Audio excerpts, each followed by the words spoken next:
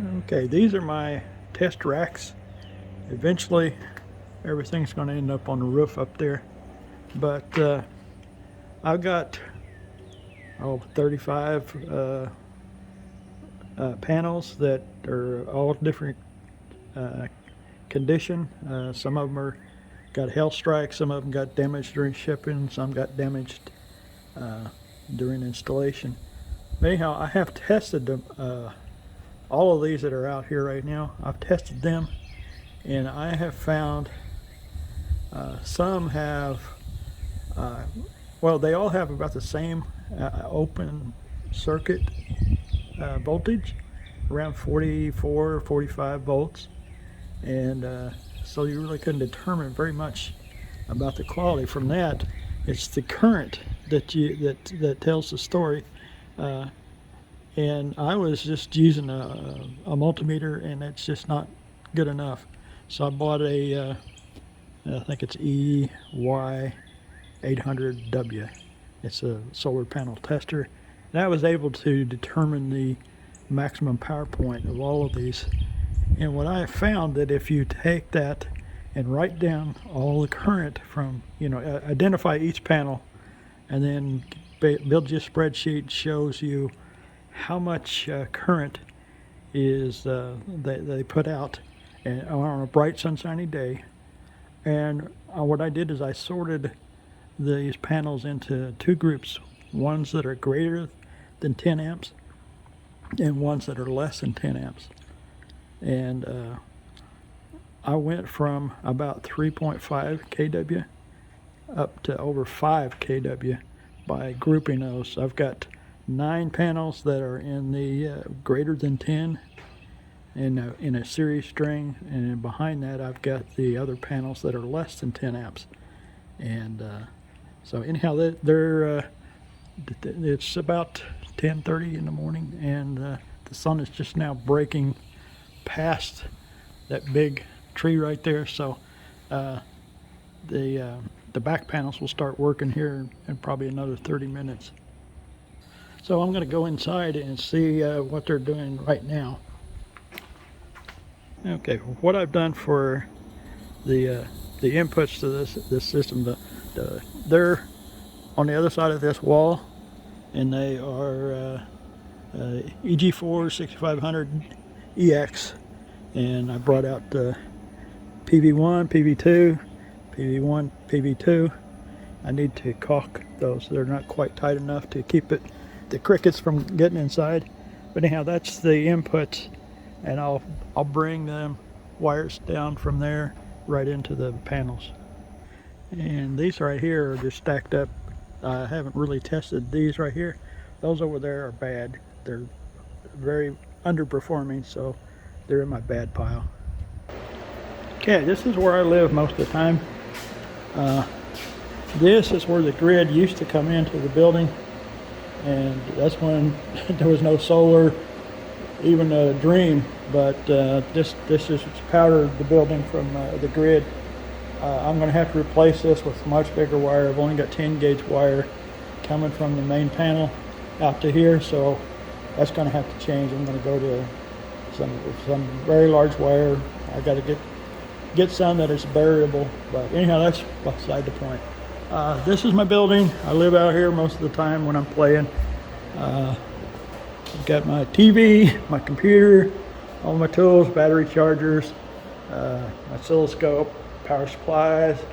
That is a wind generator setup. It doesn't work very well, so I'm really disappointed with spending the money on that. My welder, TIG, MIG, grinders, drill presses, and this all runs off of these solar. This building has not been run off the grid now for almost a month. Everything is running off of these EG4s, and so this is them, TP1, TP2.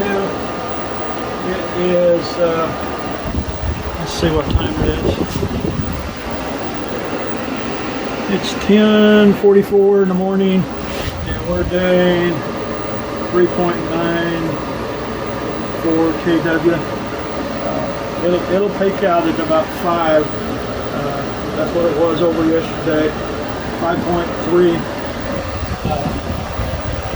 But the sun's not quite up in the sky yet. Actually, I got one set of panels out there. It's in the shade.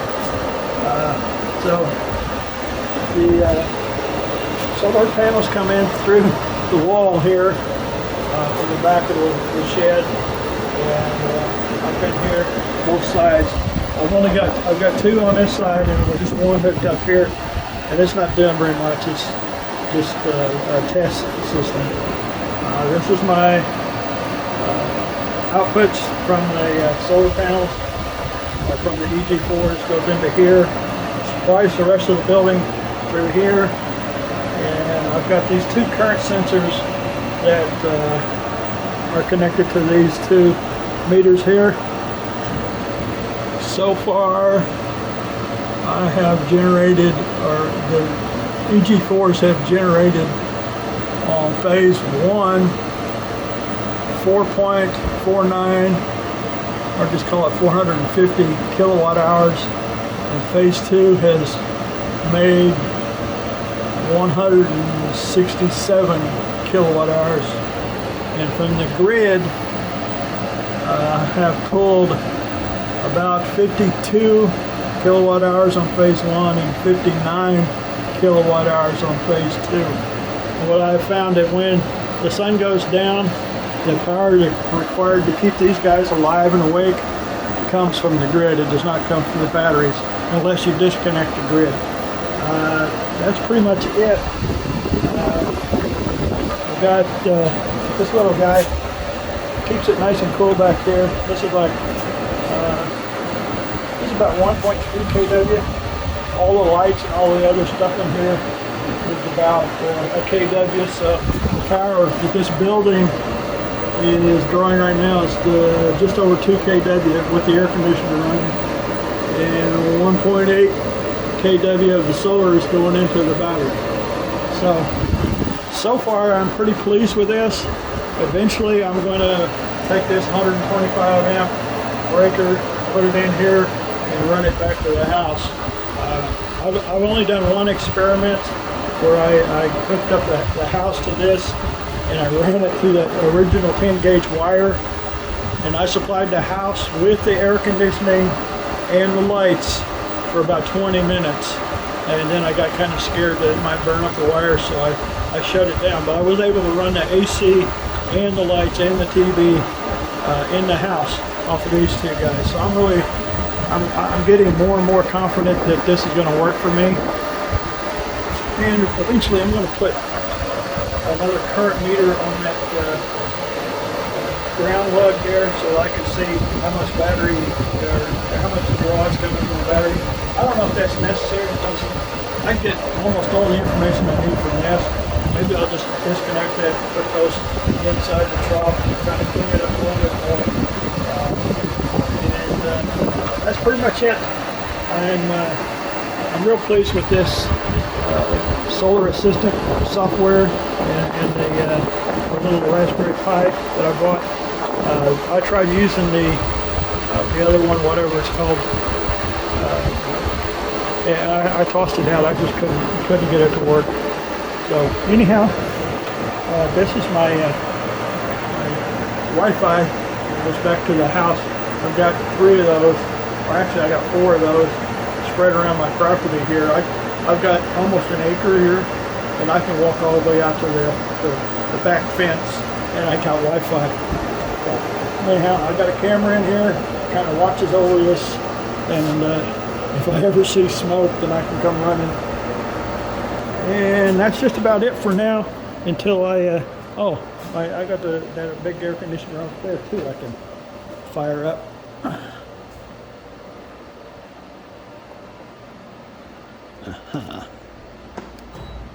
There. That's a 2-ton mini split, and it's running off of EG4s right now. Let's see what that did to the power draw.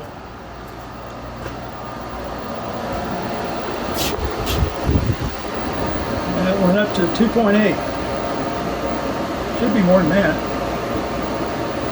Oh yeah, I see the little spike right there when I turn that on. So, anyhow, that's it for now. I will get an update when I get ready to start putting the solar panels up on there, and I'm going to do some more testing with the rest of my panels, but seriously, I think a lot of them are going to be scrapped and not worthy of the roof space that they're going to take up. The ones that I put in the bad pile are doing under 200 watts each, and those are 400 watt panels, so I think I'll just have a garage